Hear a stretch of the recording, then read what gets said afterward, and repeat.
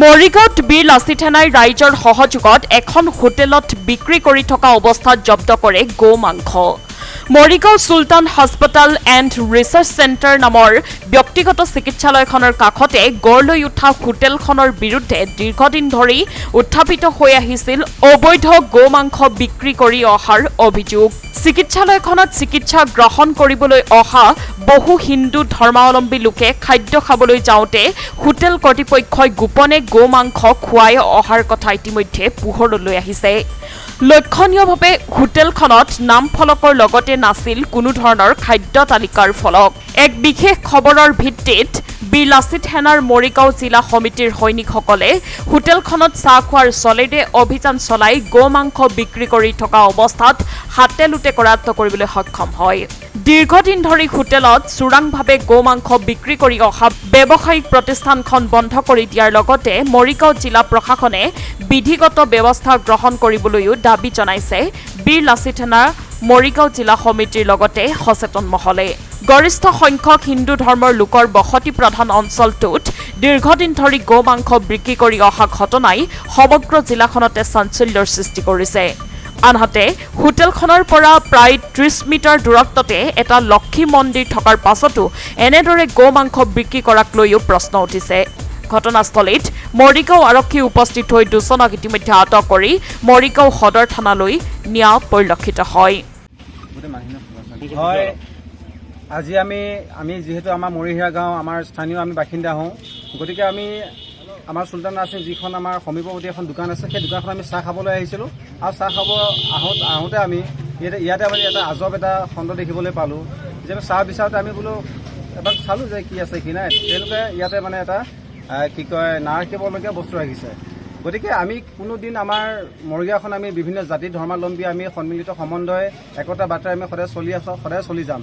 কিন্তু এই ধৰণৰ এটা ইমান ডাঙৰ এখন ইয়াৰ ওচৰতে চিকিৎসা প্ৰতিষ্ঠান আছে, গতিকে চিকিৎসা প্ৰতিষ্ঠানখনৰ লগতেও ইয়াতে ওচৰতে লক্ষী মন্দিৰ এটা আছে, 100 মিটাৰ দূৰতো নহ'ব। গতিকে অতি পৰিতাপৰ বিষয় তেওঁলোকৰ যি নিজ মানসিকতা, সেই নিজ মানসিকতা প্ৰতিপন্ন কৰাৰ মানসিকতাই ইয়াতে আমাৰ হিন্দু সমাজৰ কাৰণে বা হিন্দু যিসকল ৰাইজ আছে ৰাইজে নোখোৱা এটা বিশেষ বস্তু ইয়াতে আমি দেখিবলৈ পালোঁ। গতিকে আমি প্ৰতিবাদ কৰিলোঁ আৰু ইতিমধ্যে আমাৰ গোটেই মৰিহিৰা গাঁৱৰ ৰাইজ সমান্তৰালভাৱে বীৰ লাচিত সেনা মৰিগাঁও জিলাৰ এটি সঁজাতি দলে আমি গোটেই বিষয় বস্তুটো আমি ইয়াতে প্ৰতিবাদ কৰিলোঁ। আৰু ইতিমধ্যে যিখন হোটেল দেখিছে আমাৰ পিছফালে আছে হোটেলখন ইতিমধ্যে গোটেই ৰাইজৰ আহ্বানত বন্ধ কৰি দিয়া হৈছে আৰু তেওঁলোকক আমি মালিক পক্ষক আমি স্পষ্টভাৱে আমি সকিয়াই দিছোঁ এই দোকানখন 24 ঘণ্টাৰ ভিতৰতে আপোনাৰ নাইকিয়া হ'ব লাগিব, অন্যথা উত্তেজিত ৰাইজে ইয়াত সময়োপযোগী সিদ্ধান্ত ল'ব আৰু যদি কিবা সময়োপযোগী যদি কিবা সিদ্ধান্ত লয় তেন্তে তাৰ কাৰণে মৰিহিৰা গাঁৱৰ ৰাইজ সমান্তৰালভাৱে বীৰ লাচিত সেনা মৰিগাঁও সদৰ কেতিয়াও জগৰীয়া নহয়। ধন্যবাদ। নিশ্চিতভাৱে আমাৰ মৰিগাঁও জিলাৰ প্ৰশাসনৰ ওপৰত আমাৰ আস্থা আছে। গতিকে আমি আমাৰ মৰিগাঁও জিলাৰ সন্মান্য আয়ুক্ত দেৱাশিষ শৰ্মা ডাঙৰীয়াক আমি সংবাদ মাধ্যমৰ দ্বাৰাই এই গোটেই বিষয় বস্তুটো হস্তক্ষেপ বিচাৰিছোঁ, যাতে গোটেই সমাজখন একতা হৈ থাকিব লাগে আৰু সমাজখন যাতে শান্তি এটা পৰিৱেশ অক্ষুণ্ণ থাকে। তাৰ কাৰণে আমি পুনৰবাৰ আমি মৰিগাঁও যি আমাৰ মৰিহিৰা গাঁৱৰ স্থায়ী বাসিন্দা হিচাপে আমি আমাৰ জিলা আয়ুক্ত ডাঙৰীয়াক আমি পুনৰবাৰ আমি তেওঁৰ এই বিষয়টোৰ ওপৰত হস্তক্ষেপ কৰিবলৈ আমি আহ্বান জনালোঁ। অকল এখন দোকানে নহয়, দুখন দোকানে অভিযোগ আছে। হয়, নিশ্চিতভাৱে ইতিমধ্যে গোটেই বিষয়বস্তুটো আপোনালোক গম পাইছে। গতিকে ইয়াতে উত্থাপন হৈছে যে দুখন দোকান, গতিকে অকল এখন দোকানেই নহয়, দুখন দোকানে ইয়াৰ পৰা 24 ঘণ্টাৰ ভিতৰত আমি জিলা আয়ুক্ত ডাঙৰীয়াৰ দ্বাৰাই এই দুখন দোকান ইয়াৰ পৰা আমি কি কয় উঠোৱা ব্যৱস্থাটো গ্ৰহণ কৰিব লাগে। আপোনালোকে চাওক, এইখন যিখন হোটেল আপোনাৰ ইয়াত কোনো বেনাৰ লিখি থোৱা নাই। গতিকে চুলতান নাৰ্ছিঙত মেক্সিমাম আমাৰ হিন্দু মানুহ আহে, যিখিনি ধৰক আপোনাৰ গাৰ্জেণ্ট আহে, গাৰ্জেণ্টে কি কয় মই নিজে আহিছোঁ, মই নিজে ভিক্টিম, মই নিজে আহিছোঁ ইয়াত পৰঠা খাইছোঁ আপুনি, চাহ খাইছোঁ আপুনি, মোৰ লগৰ আহিছে তেনেকৈ খবৰ ল'ব আহোঁ।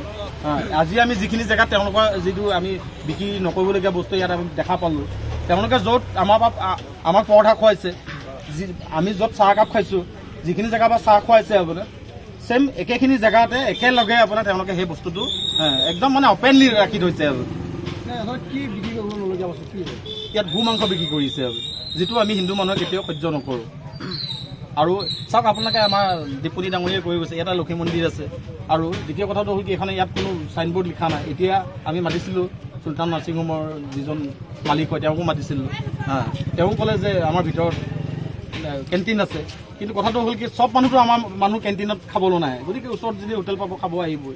আৰু আমি দুখিত এখন ইমান ডাঙৰ এখন প্ৰতিষ্ঠান চলাই থকাৰ পিছত তেওঁতো তেওঁ তাততো বহুত কৰ্মচাৰী আছে যে আজি তেওঁলোকৰ কৰ্মচাৰী আমাক কিয় নজনালে আমাৰ এটা প্ৰশ্ন আছে ক'বলগীয়া আছে আৰু তেওঁলোকৰ কৰ্মচাৰীজনটো নিশ্চয় গম পায় আমি যিহেতু গম পাইছোঁ আমি যেতিয়া মৰিহেয়া গাঁৱৰ পৰা আমি যেতিয়া ধৰক আপোনাৰ আমি VDP পাৰ্টিৰ পৰা আমি যেতিয়া গম পাবলগীয়া হৈছে গতিকে তেওঁলোকে নিশ্চয় গম পায় আৰু তেওঁ বোলে আপোনাৰ আমি তেওঁ অলপ আগতে কৈ গ'ল লগত যিখন হোটেল আছে আপোনাৰ তেওঁ বোলে মানে ইয়াৰ আগতে গম পাইছে আপোনাৰ গম পাই কোনোবা এজনক কৈছে আপোনাৰ ৱাৰ্ণিং দিছে আপুনি কিন্তু ৱাৰ্ণিং দিয়াৰ পিছতো তেওঁ এবাৰ কিন্তু আপোনাৰ পিছত হস্তক্ষেপ নকৰিলে যে বস্তুটো ইয়াত চলি আছে নে বন্ধ কৰিলে আৰু বা তেওঁ হ'লেও এজন গণ্যমান্য ব্যক্তি হিচাপে তেওঁ প্ৰশাসনক কিন্তু কোনো নজনালে গতিকে আমি এইটোত তেওঁৰ ওপৰত আমি অলপ ক্ষুদ্ৰ মৰিগাঁৱৰ পৰা ৰাহুল ডেকা ৰিপৰ্ট সংবাদ লহৰ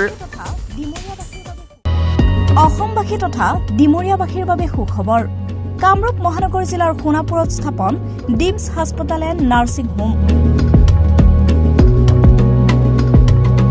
উপলব্ধ বিভাগসমূহ general medicine gynaecology general and laparoscopic surgery orthopaedic surgery paediatrics and neonatology palliative medicine pain clinic dermatology ENT urology দুৰ্ঘটনা আৰু জৰুৰীকালীন সেৱাৰ বাবে 24 ঘণ্টাই উপলব্ধ ডিমছ হাস্পতাল এণ্ড নাৰ্ছিং হোম অত্যাধুনিক সা সুবিধাৰে পৰিপূৰ্ণ ডিমছ হাস্পতাল এণ্ড নাৰ্ছিং হোমত উপলব্ধ digital X ray 24 hours pathology ECG PAC clinic 24 hours RMO doctors ঠিকনা বৰঘাট সোণাপুৰ কামৰূপ মহানগৰ জিলা যোগাযোগৰ নম্বৰ 8009040080